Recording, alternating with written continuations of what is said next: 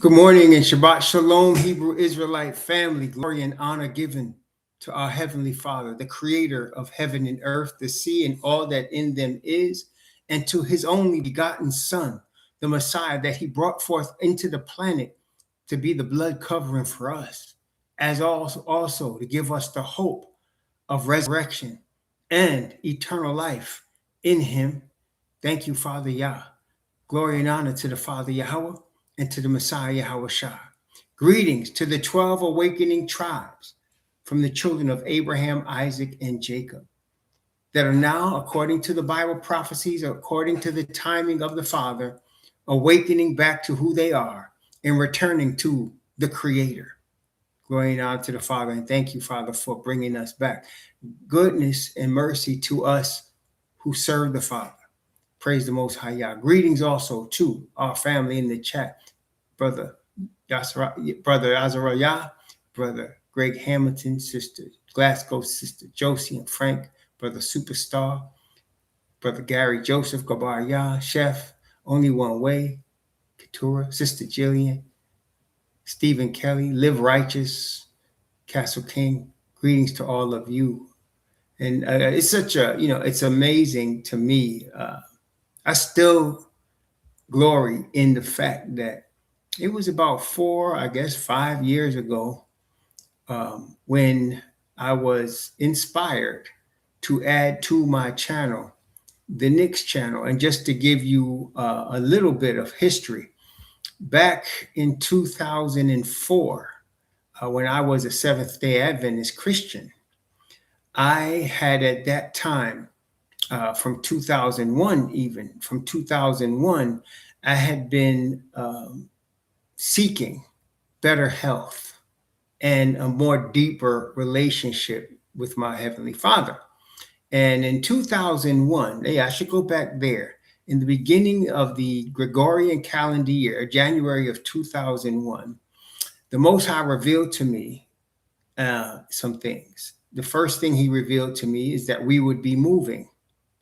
We had no idea where would we be moving, but he revealed to me that that year we would be moving. And so I began to pray that year. I began to pray, not first time praying, but I mean, with a focus on asking Heavenly Father where he would have us to go, what he would have us to do. And so we felt so strongly about it, my wife and I, that she began to pack. And we began to tell our friends we were moving, and they would naturally ask the question, where are you moving to? And we would say, we don't know. That's exactly what was going on. My wife began to pack in anticipation of a move. And so later that year, well, not too much later, it was probably like the first quarter, maybe March of that year, we were dreaming about buying a house. And I mean, dreaming. We had nothing. We had lost our first house in 1998 to foreclosure. And we were renting at the point of 2001. So we were dreaming. We just believed in faith, really, that our Creator would provide us a house to buy. We had no idea how. We had no money. Okay. So the first quarter came, and what we began to do, we began to drive into suburban areas of where we lived. We lived in Connecticut at the time, and we began to drive. We would take our 3 children, because the oldest one had already left the house. By then, he had joined the army. No, he hadn't joined the army yet, but he had already moved out of the house. But we would take the 3 younger ones, and we would travel to different areas that we didn't know in Connecticut. We would get lost purposely, and we were seeking where we would be buying our house. This was our assumption, and we took that by faith. So we would go, and I would take the kids on Shabbat. This was the pattern. We would go to what we called Sabbath school in the SDA church in the morning. Then after that, I would take the kids, and we'd come back home. And we would get dressed in our jeans and shirts and sneakers, and we'd go discovering. I would take the kids into the woods. Sometimes it'd be a state forest. Sometimes it'd be someplace I nowhere exist. Sometimes it was places that we were familiar with. But we would always go into the woods, and kids had their little hiking sticks. And we'd go hiking into the woods, not knowing where we were going. And we discovered things along the way. One time there was a big stone in the middle of the woods, and the kids, being kids, naturally climbed all over the stone, and I climbed with them. And then the kids came up with the name Mighty Rock. So we would get ready to go, and we would say, "Yeah, remember that, Julie?" And say, "Well, let's go see Mighty Rock." And it got to the point that the kids were looking for, like, we knew kids from other families that the Sabbath was a dread because they'd be spending all day with a suit on in church. And I didn't believe at the time that that's what the Creator wanted from us. And so I wanted to make the Sabbath a joy for my children.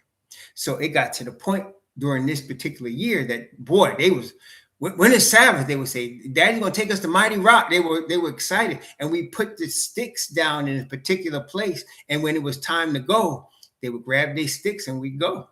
So in our travels, we came across a piece of land. The land struck us because it was about 8 acres of land in the woods, and really it was a very rural area of Connecticut in the eastern part of the state that we had stumbled on. And we went and walked on the land, and I didn't call, but I searched. The land was for sale. It was 8 acres, and it's going to sound ridiculous now, but then it was for sale for $40,000. The land was beautiful. It had a river stream running through it. It had woods. It had everything we would need that we would enjoy on a land that would belong to us. Again, we had no money, but we would go out, me, my wife, and the 3 little ones, and kneel down and pray over that land. See, y'all. Anyway, we do that. Jillian remembers. We even built an altar there, and we would kneel down and pray that somehow the Heavenly Father would deliver us the land. Again, we had no money. We had a lot of faith, but no money. We were living hand to mouth at that time.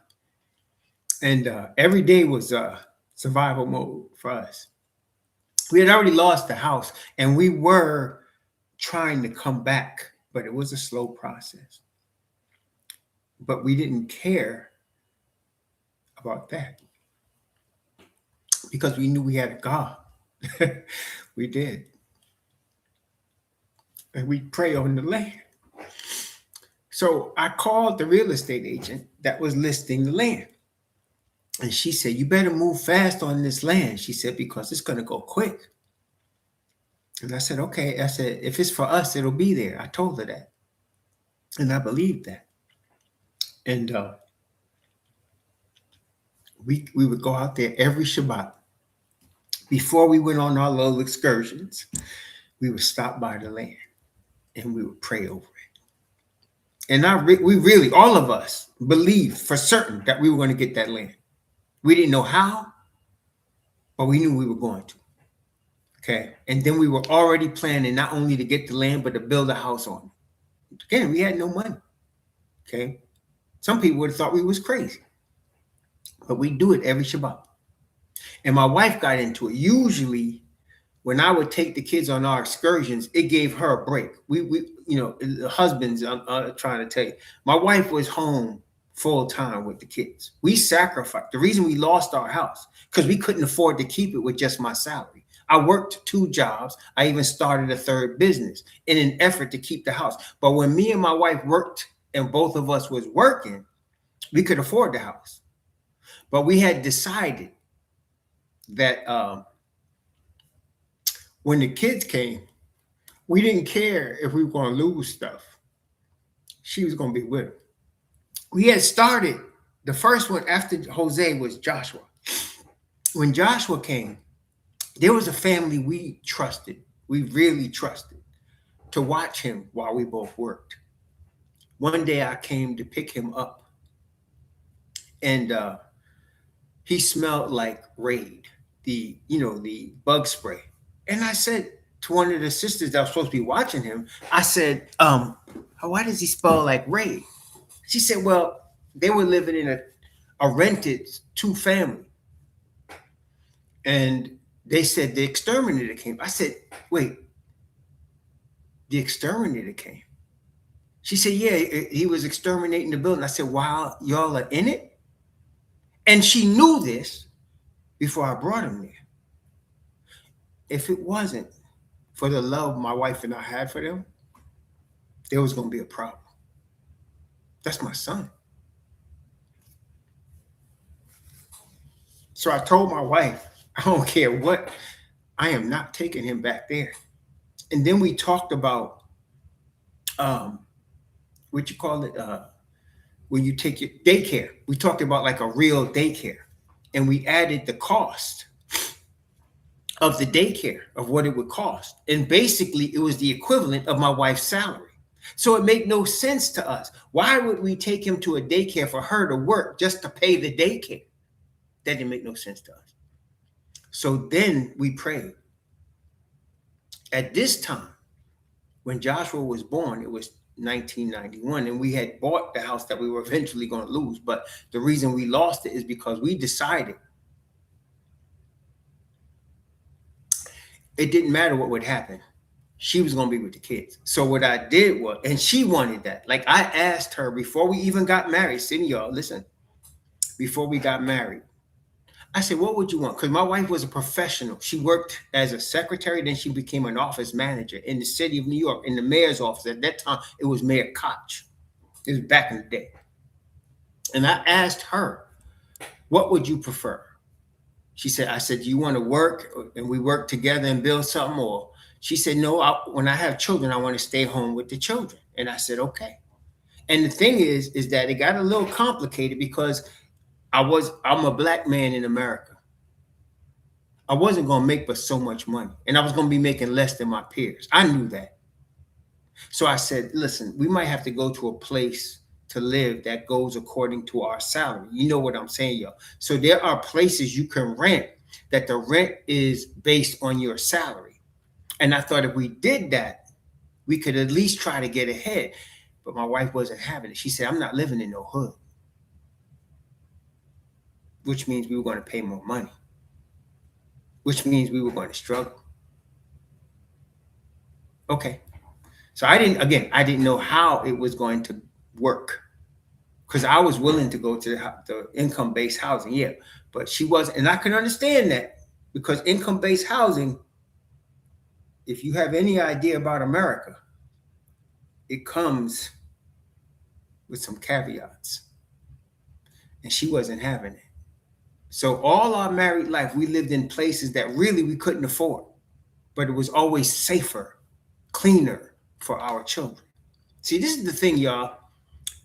They being the power establishment of the European system we live in, they'll let you today live in their neighborhoods, but they'll make you pay. And they know you're going to struggle. Don't think because you're struggling, something's wrong with you. It ain't nothing wrong with you.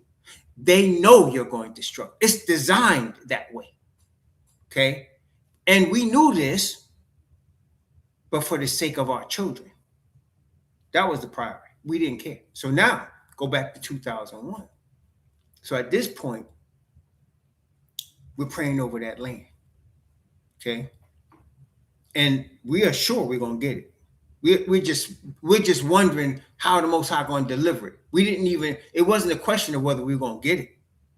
We had no money, but we had faith galore. We knew somehow we were going to get it.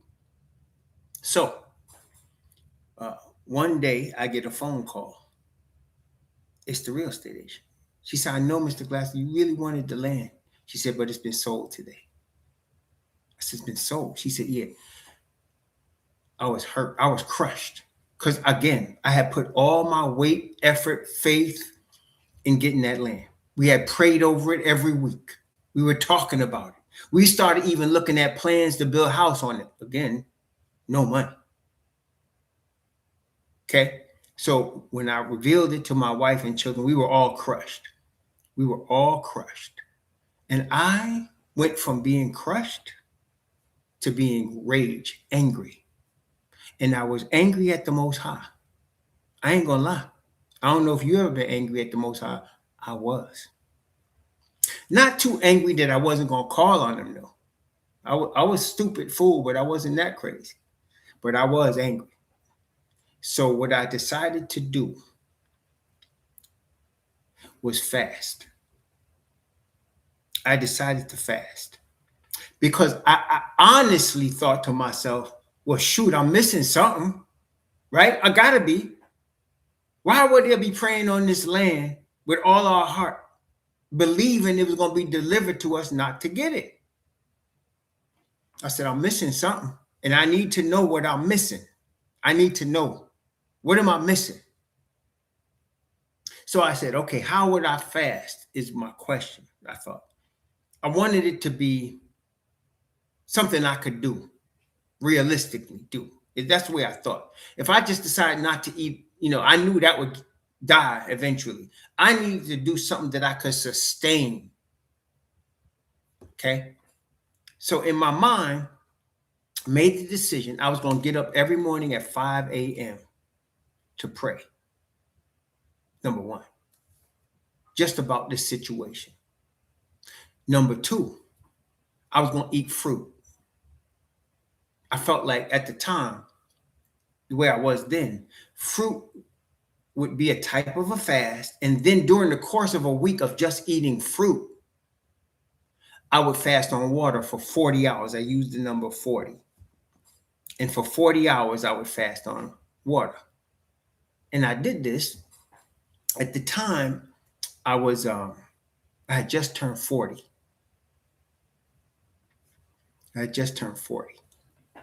And I say maybe 6 weeks after I started this, getting up at 5 and eating just fruit. My wife takes pride, for good reason, in being a great cook. And she is. No matter what style we were eating, whether it be vegan, whatever it was, she could make whatever you want and make it good.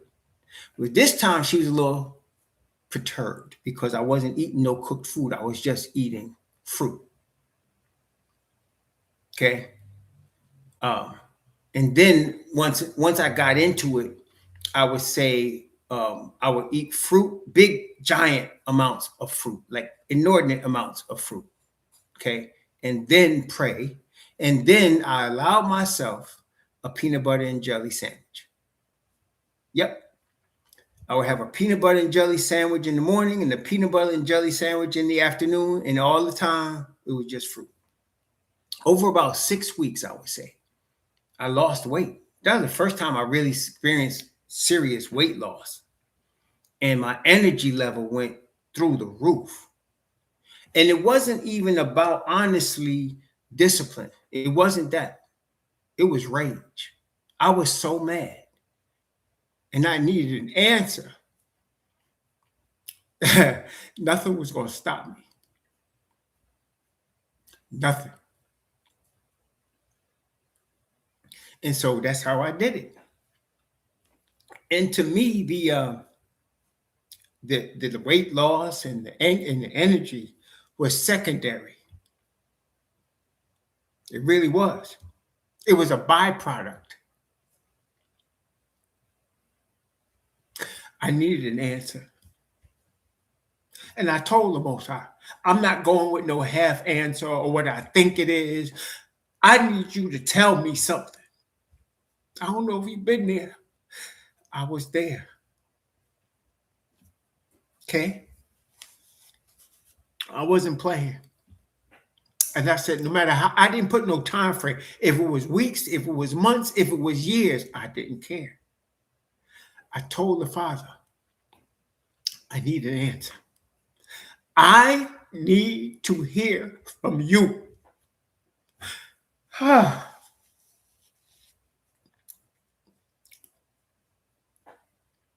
Excuse me.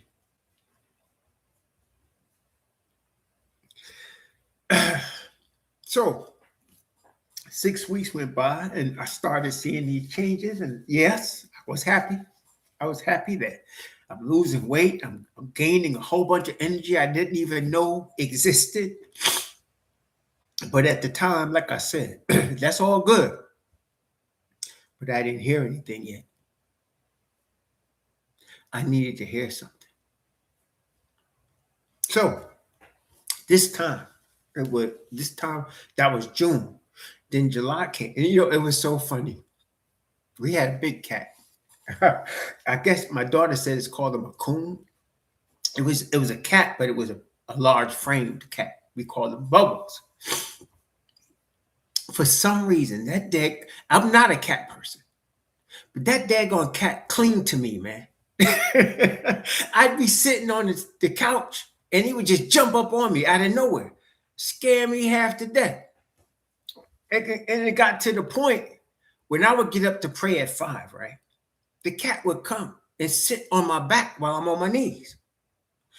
If I didn't get up exactly at 5, it would wake me up. Not only wake me up, the cat would bother me. My wife started laughing. The cat would bother me, wake me up until I got up. And then when I got up to pray, lay right in my spot. Wouldn't let me lay in my spot. Lay down in my spot. And then I'm praying, get up and sit on my back. The craziest thing. My wife, it's Bubby, she's called him Bubby. Bubby's most high using Bubby. Whoa. So then July came one day. It was a Sunday. It was afternoon on a Sunday. And I'm laying in the bed. And the sun shined through the window. And when the sun came up and shined through the window, an image was presented before me right at the wall at the foot of the bed. I saw the image. And it looked familiar. I couldn't picture where I had seen it, but I had seen it before. And I'm staring at the image and I'm wondering, what is that? And as I realized what it was, which was totally out of the blue for me, it was an exact image of the state of New Hampshire. And when I saw it, I said, that's the state of New Hampshire. And as I said New Hampshire, the image faded away. I'm telling you. So I said, this state of New Hampshire. Now, in 1989, some years before that, we had bought a new car. And just to take it for a long ride, we went up Vermont and down New Hampshire. That was the only time I had been in the state of New Hampshire. And we were just passing through from Connecticut to roll in the car, right? So I'd never really been to the state of New Hampshire, didn't know about nobody in New Hampshire, and wondered what was this vision of New Hampshire. So that was July. Now, at the same time, I'm starting to feel a spiritual power that I had not felt before. Like I believed it was the diet and the prayer. I'm believing that my body is getting cleaned out and my spirit is coming to the Father. So at that same time, people started to ask me to preach. I'm not even an elder at this point in the Christian church, but people started to ask me to preach. And so I started. And I went to this Caucasian church, and I don't know if it's like that now because I ain't been in the Christian church, but the Christian church is generally divided along racial lines. If you know, you know. Always been like that. There's some churches where there's a mixture, but the churches where there's a mixture were once white, that when Hispanic people and black people came, there was white flight.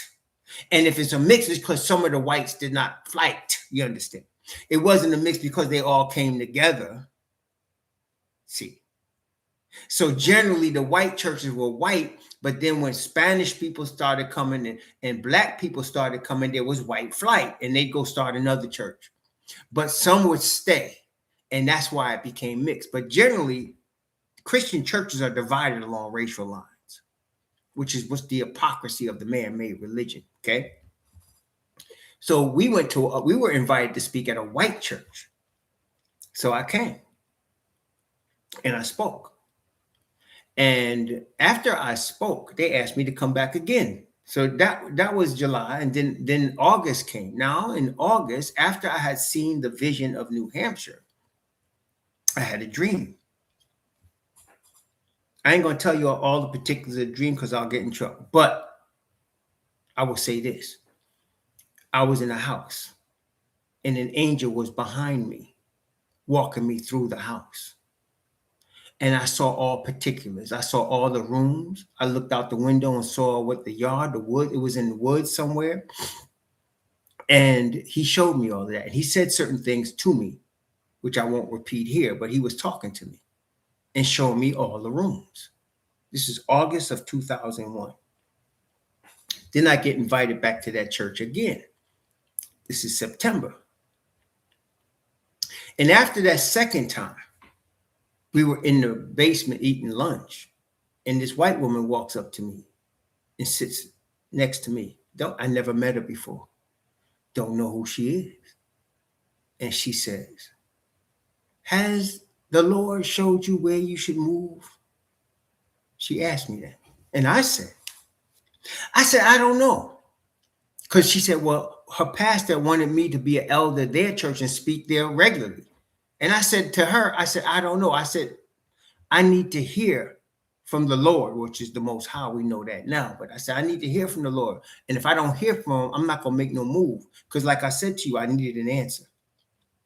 So I'm still fasting on fruit, still waking up early and praying. And she goes to me, she said, so you don't have any idea? I said, no. I said, I'm getting some visions about New Hampshire, but I don't know what it means. She said, New Hampshire. And I said, yeah. And she said, my daughter and my son-in-law live in New Hampshire, and they would love to have you come and visit. Now, again, I never met this white woman before, and I have a natural distrust of white people. I'm just going to be honest with you.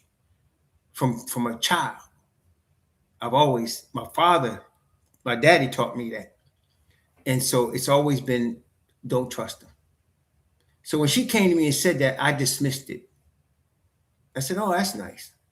And she wrote down her daughter and her son-in-law's name and their phone number on the card and gave it to me. She said, we might want to talk to them. And I said, yeah, okay. Out of politeness, I took it, but I had no intention of calling these people. I don't even know you, right?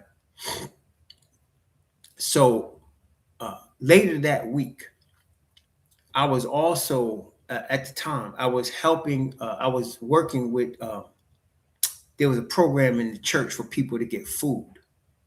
I forgot what it was called, but we would go to a food bank and pay like $20 and get a whole bunch of food and bring it back we had a room designated for us in that church, and we would feed people with that food.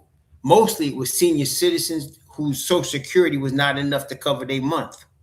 And so we knew that was coming every month. So we had all this food stored up so that when they came, they would literally come to the back door, and we would literally be just handing them stuff out the fridge, out the closet, whatever.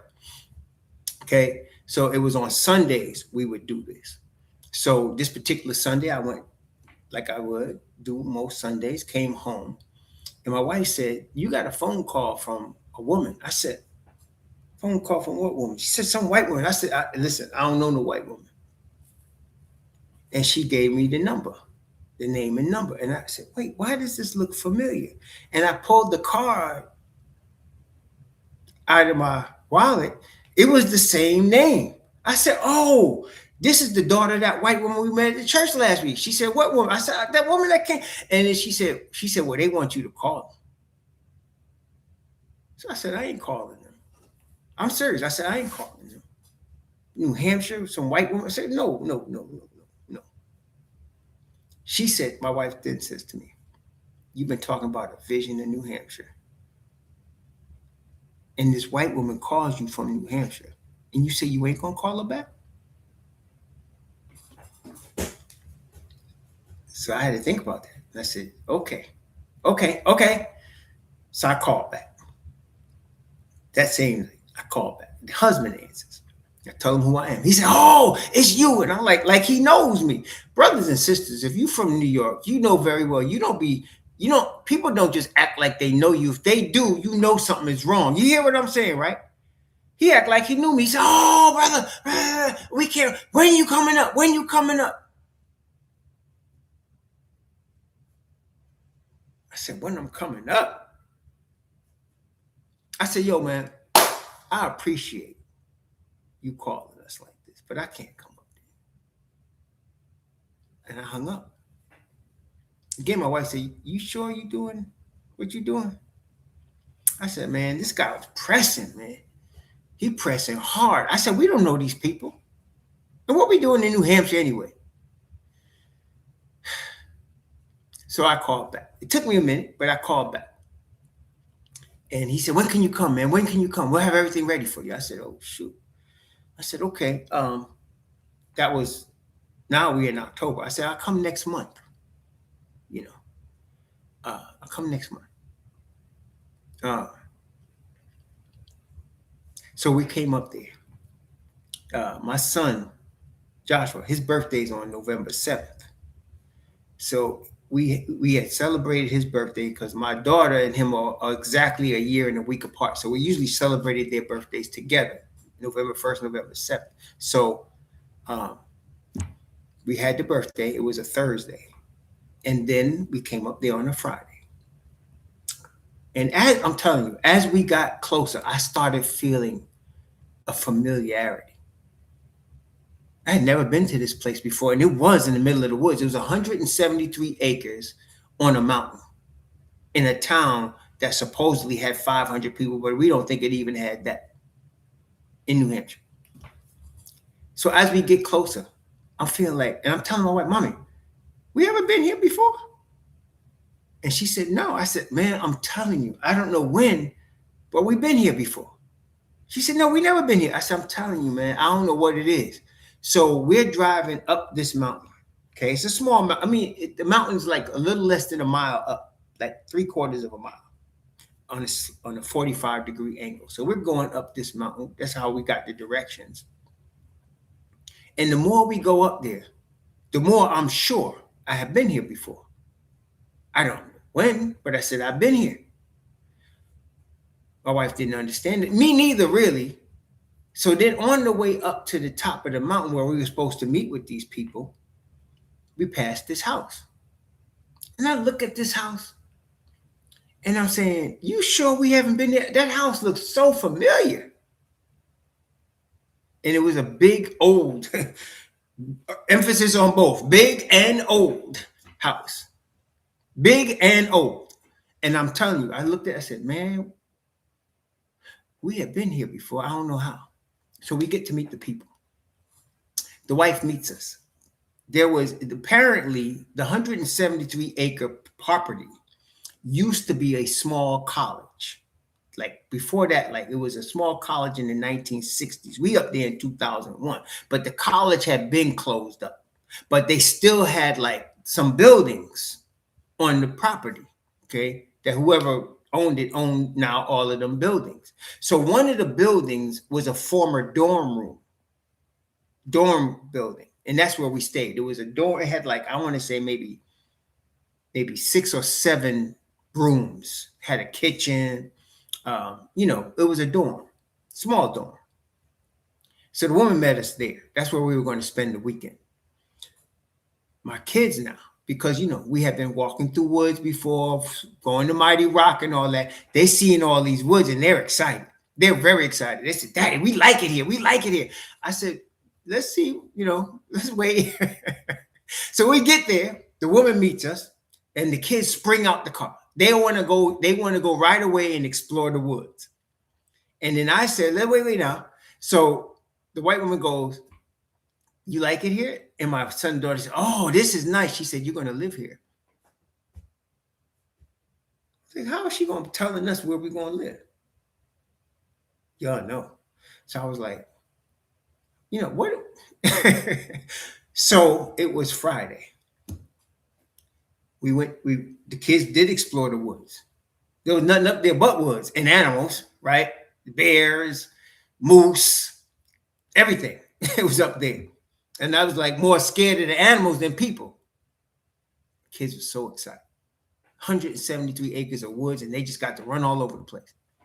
So we got back now Friday with Shabbat, and kids are excited. They're very excited now. They want to stay there. And I still didn't understand what was going on at the moment. We were just visiting because they asked us to, right? That was it.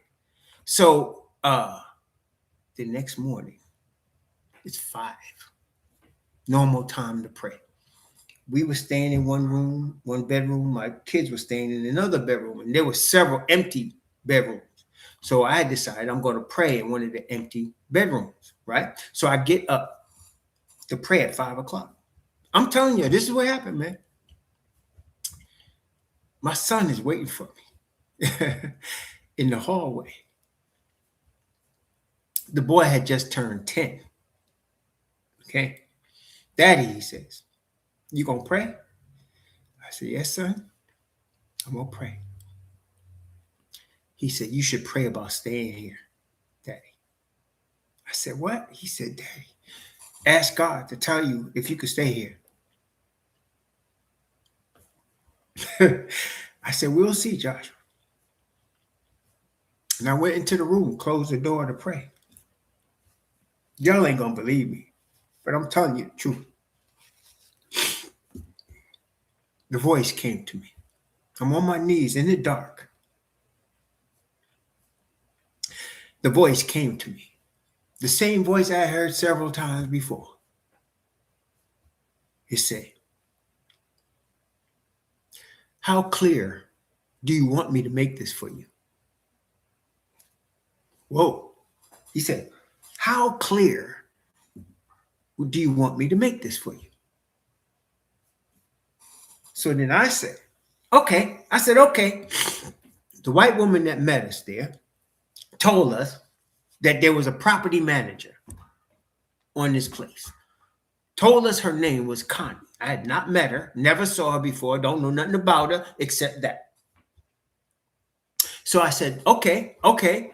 I said, have this woman Connie offer me to stay here and offer me that yellow house we saw at a ridiculous price. Then I'll know it was from you. Okay. Next day was Shabbat. Okay, now, if you know anything about white Christian churches, they are dead as a rock, dead as a doornail. That's one of the things we was not looking forward to. So we went to their church, we went to their service, and as we thought, it was like dead, like tumbleweed coming through there, like a Clint Eastwood Italian wrestling. You know what I'm saying? It was dead. And they were all, I could feel they were all anticipating something. There was, and of course, there weren't that many of them. We was the only spot in there. And we wasn't even that dark. So I could see, though, they were all kind of snickering and anticipating something. We didn't know what was going on. And they invited us to eat at the white couple house that invited us up there. But when we came after church, almost the whole church came. And that's not saying a lot. I mean, like maybe 20 people, 25. But they was all at the people's house. So we sat there and we ate. They was treating me like I was like a king or something. I just still didn't get what was going on. So then we're there and we're in New Hampshire and it's November. Now, you need to understand, in the winter in New Hampshire in November, the sun sets early. Like early. Like by the time you get to the shortest day of the year, the winter solstice in New Hampshire, the sun is setting before 4 o'clock. It sets real early. So it had barely started setting. We finished eating. I was sitting on the couch, and all of the people converged on me. They got chairs, and they came and sat right before me. And in front of them was this woman, Connie. And they converged. Everybody's sitting around like it's a press conference, man.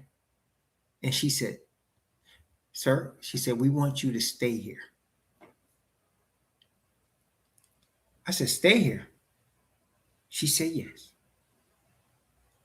I said, listen, Connie, Now, you know I'm being stiff-necked, right? I said, listen, Con,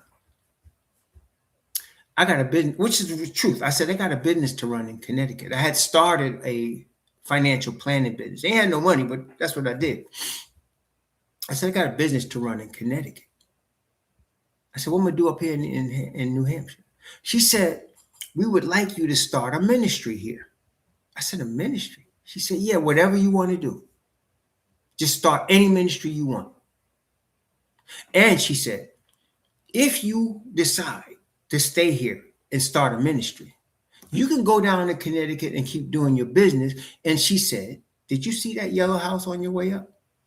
I'm telling you. I said, yeah. She said, you can have that house. I said, have it? She said, well, we'll rent it to you. I said, listen, again, I ain't had dime the first. She said, we'll rent it to you. I said, you know what, Connie? I'd like to buy a house. Can I buy it? She said, eventually, if it works out, you could buy it. But for now, we'll charge you $330 a month to live in that house. Now, the house was about 4,000 square feet. It had 3 bedrooms, 3 baths, 4 fireplaces. You hear me? 3 bedrooms, 3 baths, 4 fireplaces. Now, I was old now. Wouldn't blow through that thing like it was Swiss cheese. But that's what they would do. Plus an office, big old kitchen. I said, oh. And I started to say yes. My wife grabbed my arm. She said, wait. I said, okay. I said, I'll give you an answer tomorrow before we leave. But now I knew. I had asked, and everything I asked for was shown to me. Everything. So the next morning, again, I get up at 5 o'clock. And the Most High shows me, you're going to be here 5 years. And then all of the people that you saw are going to turn on you. He told me that. It was 2001 November. Exactly 5 years later, 2006 November, they were throwing us out. Just like he told us. But at that time, we was the heroes. 2001 November. And he showed me that. I got up off my knees after I finished praying, after he showed me that. And not Connie, my wife is there. And now instead of my son, it's my wife. So my wife says, he showed me we should stay here. Let's stay here. I said, okay. So then at that time, they showed me the yellow house. There was a family already staying there, but they were leaving. So we got to look inside the house. And everything that I was shown in August was exactly how it was in that house. Everything. The rooms, the yard, the windows, everything was exactly as he showed me. And then I knew. I said, wow, he knew we was going to stay here. He's told me how long we're going to be here. I was so excited that the Most High answered me. Remember now, I was looking for an answer. I got the answer. There it was. And I said, oh, shoot. So then once I got the answer, I stopped the fruit fast because I was just doing it for the answer. I wasn't doing it for health. I wasn't doing it for anything, for the answer, right? So I stopped the fruit fast. Then I started gaining weight again because I'm a sugarholic. My wife could make some cookies. Well, she could make them, but they would disappear pretty quick. And don't let me get into a supermarket where there's Fig Newtons or Oreos or chocolate chip cookies. That was it. Okay. Then forget about the Drake's apple pies. Apple pies, period. So I was putting on a lot of weight. And again, I got to the point now, that was 2001. By 2004, I'm disgusted with myself. I'm disgusted with myself. And I'm like, man, what happened, man? Because it was just 3 years before I had gotten in such shape by just eating the fruit. Not only eating the fruit, I had so much energy, I would run 3 miles as if it was 3 yards. I mean, I could run and not feel tired. But now I couldn't even walk upstairs. I would feel tired. I couldn't do anything. If I did, I'd hurt myself. So I knew I had a problem. So I decided to pray again about that. It was 2004. I'll never forget. And first thing I said, Father, please deliver me from, it's going to sound silly, from cookies. Deliver me from cookies. I was serious now because it was out of control. So we went and visited a church in Vermont while we were living there. By the way, we began a prison ministry up there. I would visit the prison with another brother, actually Sister Violet's husband, who had the stroke. Me and him for 5 years, we would visit the prison. We started a ministry inside the county jail there. And we became pretty well known, and we were very successful. Many brothers came to the Most High as a result of that ministry. They would let other people not come in and let us come in. Okay. So we started the prison ministry. We had pastors come, we had evangelists come, and we used the campus, the buildings on the campus, to gather the pastors and the crowds and anybody that came. So we were doing that. And not only that, I started making some money.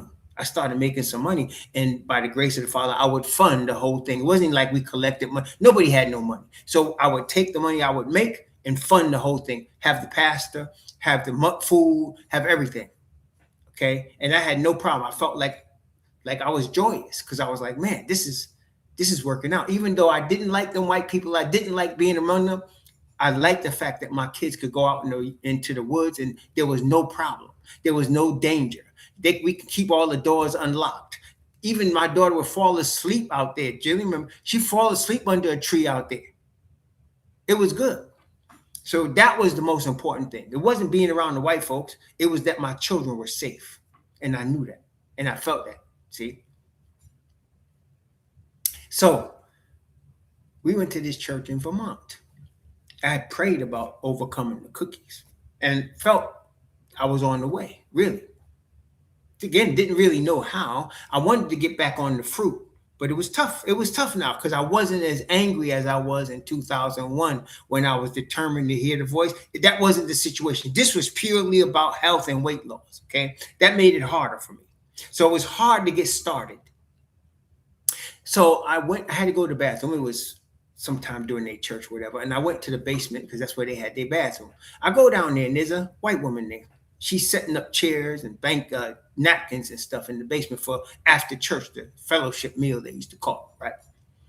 So I go down, go to the bathroom, leaving. She said, hi, and how you doing? You visiting? Because, we was the only black people there. Well, really, my wife's Puerto Rican, but she's very fair skinned. But me, I felt like a black spot because they made me feel that way. Oh, hi. All their fake highs and stuff, you see? So I say back and I'm on my way. She said, wait. She said, you want something? I said, want something? I said, no, I'm good. She said, she brings out a plate with a pyramid stack of fig Newtons. My favorite cookie. I knew this was no coincidence. So I politely said, no, thank you.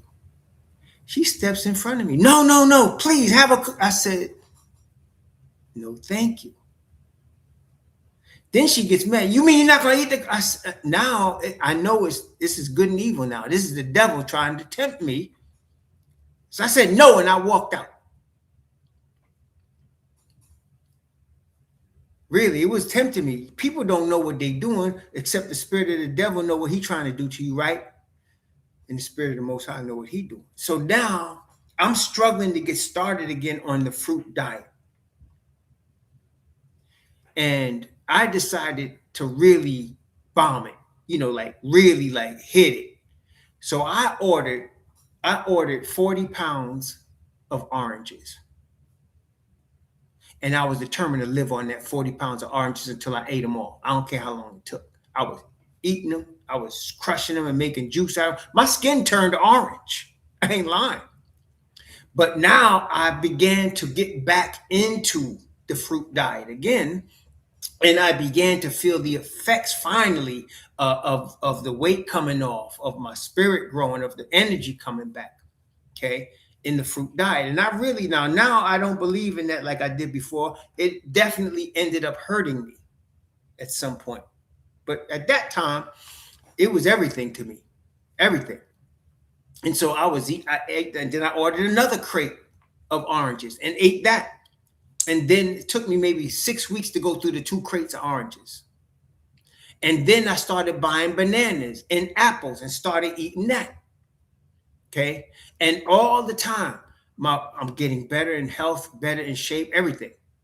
Then September, I did that all summer, 2004. Then September came, and I learned about this thing called, what is it? Master Cleanse.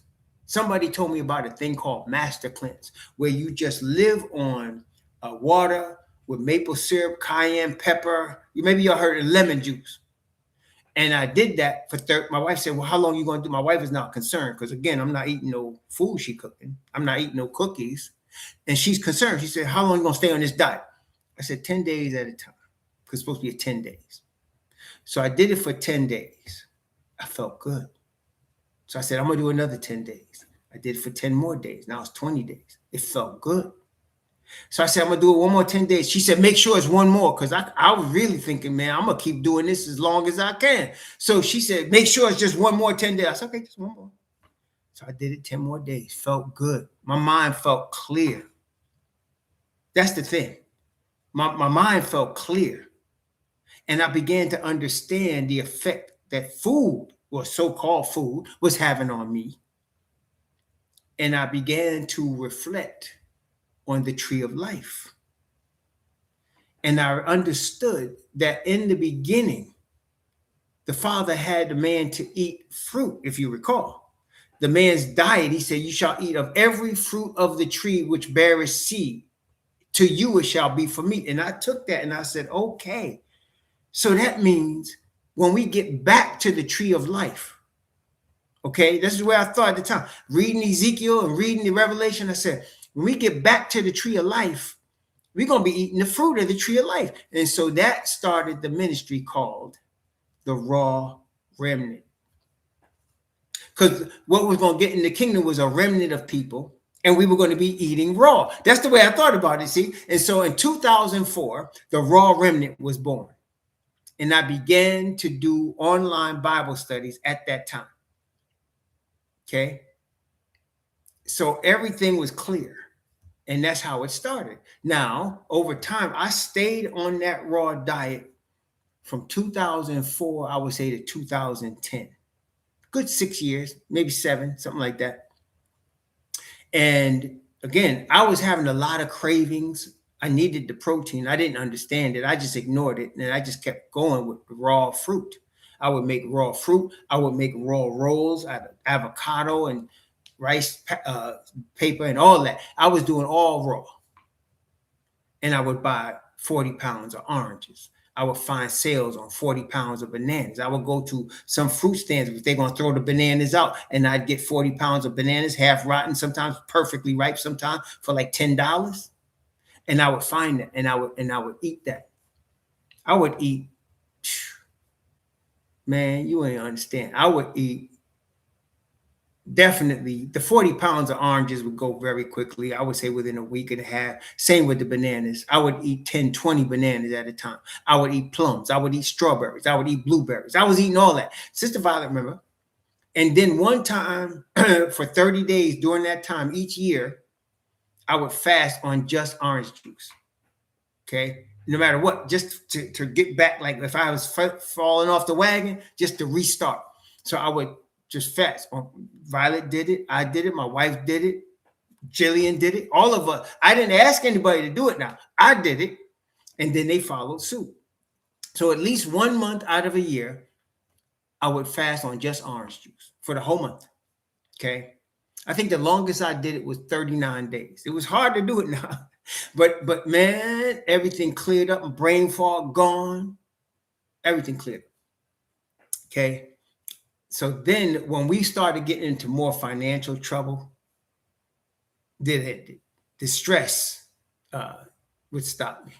Okay. And then I was having cravings. I didn't realize then.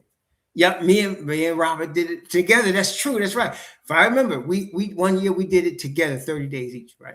So it was we would call it the raw. Remember, right? We call it the raw remnant orange juice fat, and that's what we did.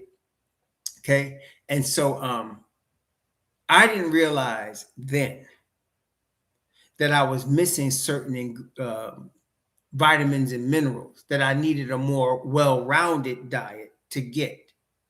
That the fruit, because it wasn't the fruit of the Garden of Eden, this was the fruit of man 6,000 years later, with mixing of seeds and sweetening it, making it more sweet. You see, man was doing that.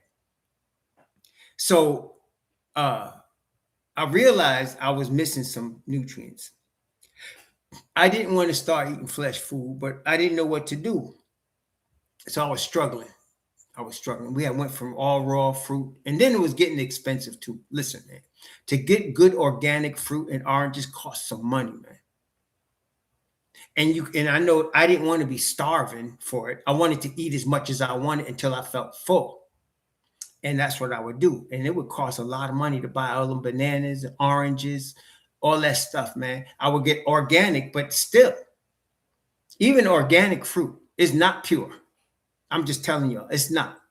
Now, after a few years, when we got off of it, I started going back into junk food, potato chips. And then I'm going back to college, and I'm with college kids that eat anything and don't gain no weight. And I'm with them, and I'm eating potato chips and cookies and all kind of stuff. Got to the point now where the doctor's telling me, you're going to be a diabetic. You're pre-diabetic. So, shoot. Again, I didn't know what to do. And that part right there went from, I would say, 2013. That's when I started awakening. I would say 2013 to about 2016, 17. And I was struggling because I didn't know what to do. Now I'm realizing sugar is my problem. Most High said it to me. I was getting in the shower one day and he said, it's the sugar. And I'm like, dang, what am I supposed to do? I love sugar. Took some struggle though, bro. But I'm telling you, prayer and struggle. And I was fighting it. And it took me till, I would say, this is 2026. I would say 2024 to have some victory over sugar. And even in 2024, actually 2022, when my father called us to come down here, I was excited because fruit everywhere in Florida, man. If you live in Florida, you know what it's like. You got fruit stands everywhere, and they bring you some fruit, okay? So I'm excited. I said, oh man, when I go back to Florida, I'm gonna have to try the fruit. Maybe I could try the fruit. I did, and I started putting on weight again, and my sugar went up again. And my doctor said, again, you're pre-diabetic. So I'm on the border, see? So I was like, dang. So what am I gonna do? So I had to give up the fruit again. It was hard. I gave up the fruit. I gave it up. I started eating more beef, chicken, fish, feeling better, but really missing the sweetness of the fruit. And the fruit stand less than a mile away. I would be visiting there every couple of days, filling up mangoes, watermelon, honeydew melon, anything, bananas, oranges, everything. But I had to stop. That was hard, but I did. Praise the Most High. And then I started supplementing it, called myself trying to get over with port wine. The port wine is sweet. So I was like, okay, port wine ain't gonna hurt me. I was wrong. And so the port wine is sweet. And still my weight started going up just from that. Because see, brothers and sisters, my system was so messed up with the sugar for so long. I had been having it. Even what was in the port wine was messing with me, okay? So I was like, man, what am I gonna do? So I had to give up the port wine. I had to give up wine, period. So I did for a little while, and I started again focusing on just the proteins, trying to get some exercise in, and started coming back. Then last year, see, my blood sugar would stay, my fasted blood sugar would be around 115. Now, for some people that's high, for some people that's low, but that's where mine was. And the doctor said, when you start going over 120, that's when you're going to be a diabetic. So last year, by the grace of the Father, I started putting it all together. I wasn't eating no fruit. I would fast. I'm still doing that, and had the protein and exercise. And I seen the doctor, and my blood sugar was 92. So that's the first time ever it was below 100. And my doctor said, he said, you're so healthy. He said, we make money on people like you coming in here every year. He said, but between you and me, it's my doctor now. He says, between you and me, you are so healthy. You can come in here every other year if you want. As long as you keep doing what you're doing, you can come in here every other year. My weight had dropped. My sugar had dropped, everything. Okay. And I said, no, because he wanted to, because I wouldn't do the colonoscopy. He said, I just want to see, he said, your colon numbers are good. He said, but I just want to make sure we monitor it. I said, okay, that's no problem. I said, I'll come every year. You could do that. And he wants to do a blood test, and all that. I said, okay. But he said, you healthy. He said, I wish all people over 60 that I know were healthy like that. And I said, yeah, I'm doing some things, So that's the way it was. So now here we are in Florida. We know it's temporary. And we know now my father has passed away. And, now the step family is trying to rob us. But we also know the Most High ahead of time has shown us they're going to fail. And my wife and I are now feeling very confident that that's the situation. But it all started, brothers and sisters, when I put all my trust and hope in faith. And I had to go through some serious disappointment, and I had to get angry, and I had to keep coming to the Most High. I had to keep looking for answers, not letting go until I got my answer. And he gave it to me, praise the Most High. And I didn't put no time frame on it. I never did that. I just said, we're going to do it until I get the answer, whenever that would be. And he did. We praise the Most High. So, brothers and sisters, as the chosen people of the Creator, the only chosen people, we are the seed of the chosen people of Yah. We are the seed of Abraham, Isaac, and Jacob. We must lean on him and his word by faith, strong faith, not letting go faith. And everything that we deal with is to produce that. That's the purpose of it. My mother always says now, her new thing is, he's polishing me, she always say. And all right, polishing is cool. But you learn to never waver in faith, even if it hurts you. And it did hurt, but it's peaceable fruit of righteousness after, praise the Most High. It did hurt. And one of the things I learned is, aside from who I was, what I really am, a sugarholic, a recovering sugarholic. I am a sinner that has been given grace. And I don't take that grace for granted, because I know it's real, see. Praise the Most High. And I did not go into Ezekiel chapter 22 today, so we'll have to do it in the next session. But I will tell you, it's about the polishing and the fire. You see, brothers and sisters, I want to say this though. Look, lots of people have been through some trials, not just the Hebrews, but listen now. The Ashkenazis been through some stuff, but that Holocaust was like 6 years, right? The Japanese, Chinese, they've been through some stuff. The Cambodians, okay? Yeah, seriously, right? But nobody's been through it like us. We don't count our trial in terms of a decade or even 100 years. Our trial has been more than 2,000 years. Nobody has dealt with that. You hearing me? There's been no other people on the history of planet Earth that has dealt with the 2,000 plus years of trial we have been through. It is so ridiculous to some that they try to ignore it. They try to ignore it. No, come on, stop. They'll say, oh, stop. No, it's the truth. Since the time of Abraham, when Jacob went down into Mizraim, the land of Ham, we have been dealing with this since then. All the way to now, where brothers can't even go out with Europeans without the European coming back and my brother's dead. Sisters can't even sleep in their house without somebody kicking the door down and shooting them. That's thousands of years, not no couple hundred years, thousands of years. And like Malcolm said, you ain't need no civil rights legislation to make a Pollock an American. You don't need no civil rights legislation to stop Irish people from being indentured service. You didn't need no civil rights legislation. You need no civil war to take chains off anybody else. Why us? Because of who we are.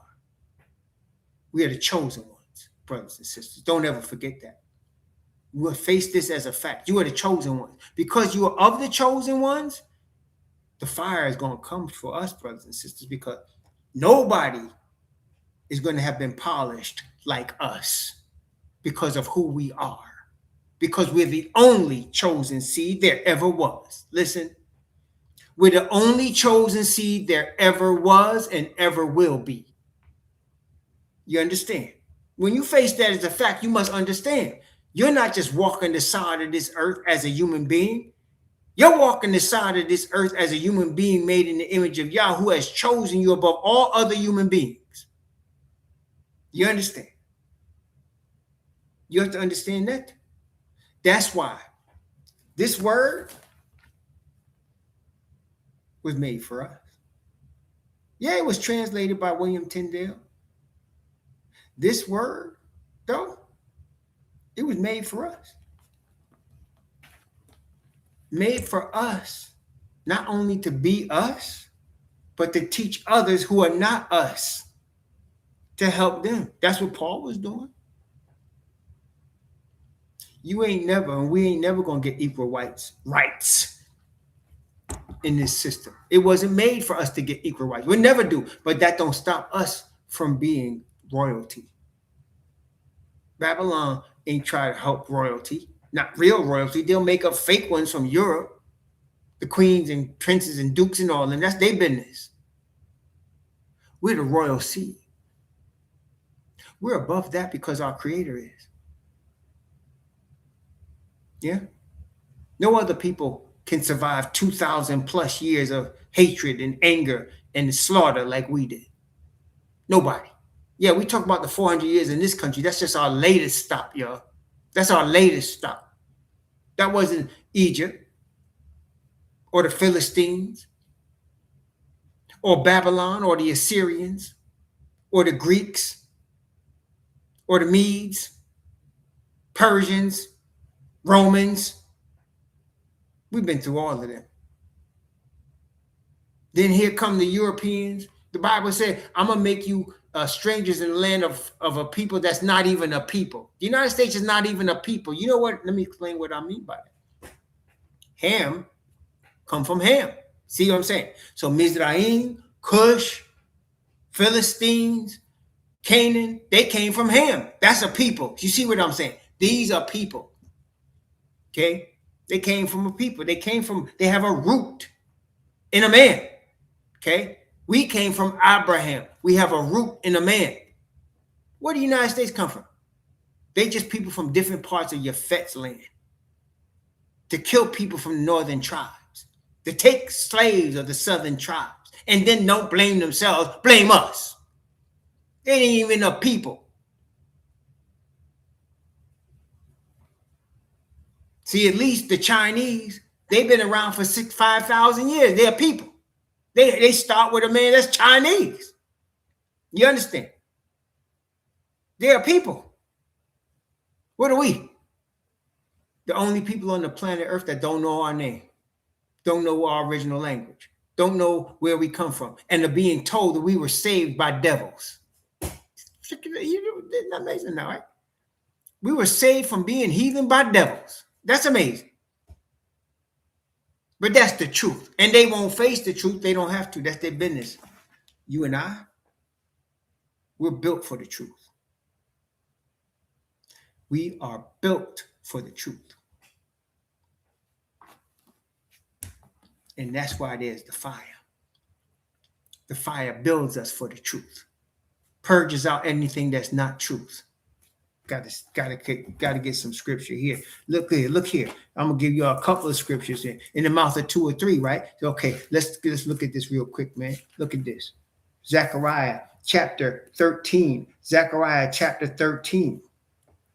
See, when you really read the scriptures, you will come to understand that it's these Europeans that are fighting against the Messiah. They are the real Antichrist. We're built to be part of him because we come from him. That's our cousin. We believe in him and we believe his faith. But he comes from us. That's our blood. They ain't their blood. Gog and Magog is not us. Gog and Magog is them. They have a choice. They could be down with us. And as Paul says, the Apostle Paul, we're ambassadors for the Messiah. What is an ambassador? We're trying to make peace with you before it's too late for you. We're trying to make peace with you before it's too late for you. Zechariah chapter 13. Zechariah chapter 13, verse 8 and 9. And it shall come to pass that in all the land, saith Yahweh, 2 parts therein shall be cut off and die, but the third part shall be left therein. And I will bring the third part through the fire, and will refine them as silver is refined, and will try them as gold is tried. They shall call on my name, and I will hear them, and I will say, it is my people. And they shall say, Yahweh is my most high. See, wait a minute. We got some more. In the mouth of 2 or 3 witnesses, we got some more. Malachi chapter 3. In the mouth of 2 or 3 witnesses, let every word be established. Malachi chapter 3. Women talking about Bishop so-and-so told me. I don't care what bishop, some so-called bishop told you. Where's the word at? You hear what I'm saying? Women gonna come to me talking about Bishop so-and-so, SKID, whatever letter she had. I said, some so-called bishop, that's what you coming at me with? In the mouth of 2 or 3 witnesses, let every word be established. Malachi chapter 3, 1 from verses 1 to 3. Behold, I will send my messenger, and he shall prepare the way before me. And Yahweh whom ye seek shall suddenly come to his temple, even the messenger of the covenant, whom ye delight in. Behold, he shall come, saith Yahweh of hosts, but who may abide the day of his coming? And who shall stand when he appeareth? For he is like a refiner's fire, and like a fuller's soap. And he shall sit as a refiner and purifier of silver. And he shall purify the sons of Lewi, and purge them as gold and silver, that they may offer unto Yahweh an offering in righteousness. This is who we are, brothers and sisters. This is the process by which we become gold.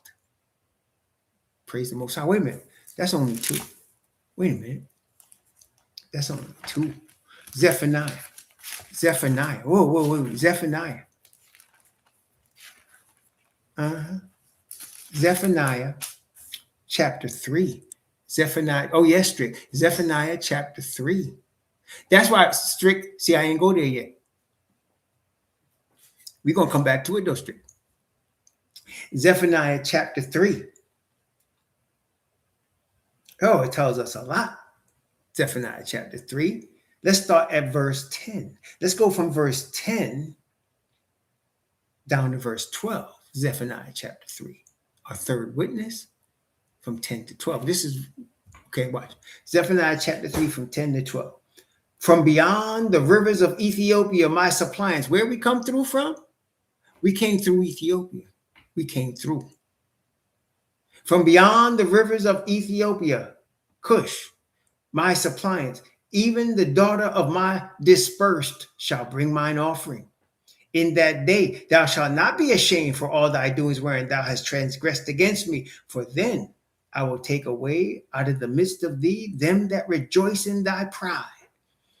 And thou shalt no more be haughty because of my holy mountain. I will also leave in the midst of thee an afflicted and poor people, and they shall trust in the name of Yahweh.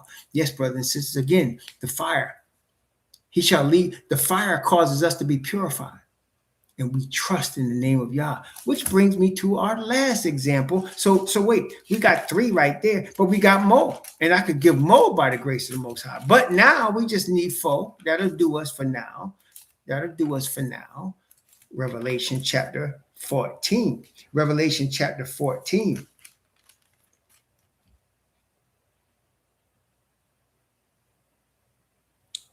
Beginning at verse 1 and going down to verse 5. Revelation 14, which should tell you something based on what we just read, should tell you something about what we're going to read right here. Revelation 14 from 1 to 5.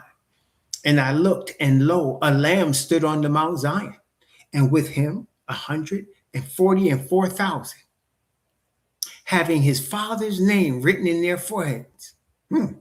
And I heard a voice from heaven, as the voice of many waters, as the voice of a great thundering. And I heard the voice of harpers harping with their harps. And they sung, as it were, a new song before the throne and before the 4 beasts and the elders. And no man could learn that song but the 144,000 which were redeemed from the earth. These are they which were not defiled with women, for they are virgins. These are they which follow the Lamb whithersoever he goeth. These were redeemed from among men, being the firstfruits unto Yahweh and to the Lamb. And in their mouth was found no guile, for they are without fault before the throne of Yahweh. How do we get without guile? How do we get to sing a new song? How do we get the Father's name in our foreheads? Through faith in the refining process. You see, that's how it came. Through faith in the refining process. And having been developed in the refining process that we have now been in for more than 2,000 years, we will come forth as gold.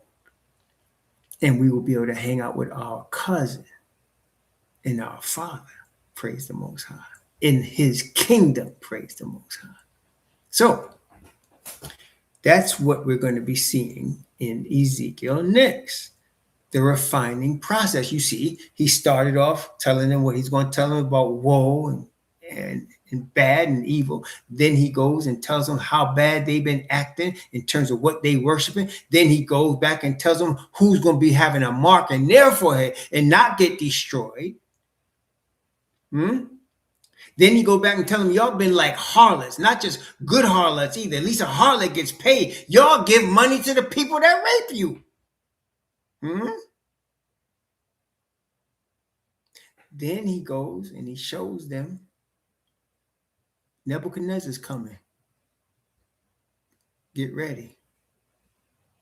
And now he's beginning the process of refinement.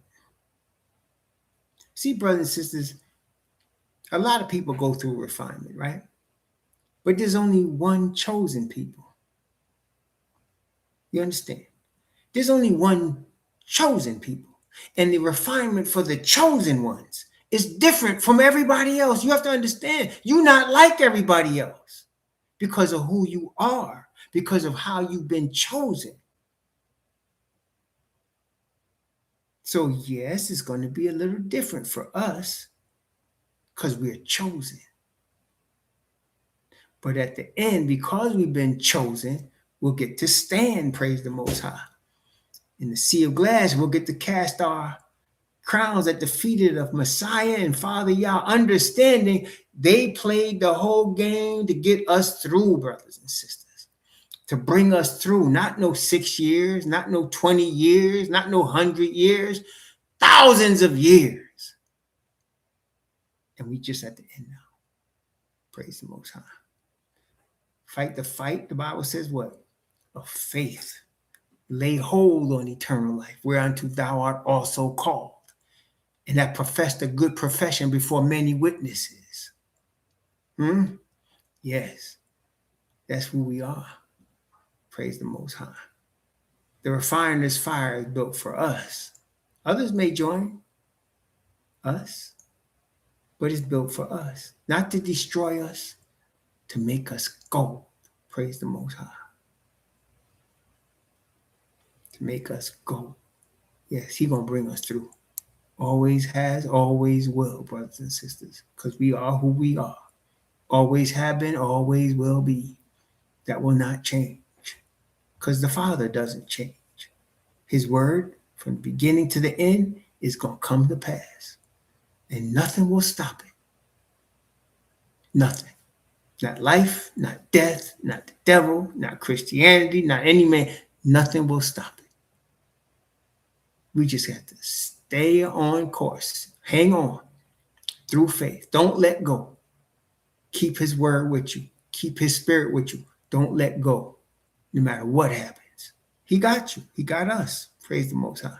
So I just praise the Most High that when I started that Nick side of the channel, all of the brothers started coming, right? And then the brothers started coming, and then some of y'all found your way to the Bible side, and here we be. And it's a joy. I'm seeing brothers like Superstar, Akawamba, and I'm seeing Stephen Kelly and Strick. I'm seeing y'all. A lot of y'all heard first Nick's stuff. Who knew that it was going to end? I didn't know it was going to end up like this. I surely did not. I just did it out of frustration of listening to fools try to talk about a game they didn't even understand and being brainwashed by media into thinking they understand. That's the part that got to me. I was watching media brainwash people. And I said, man,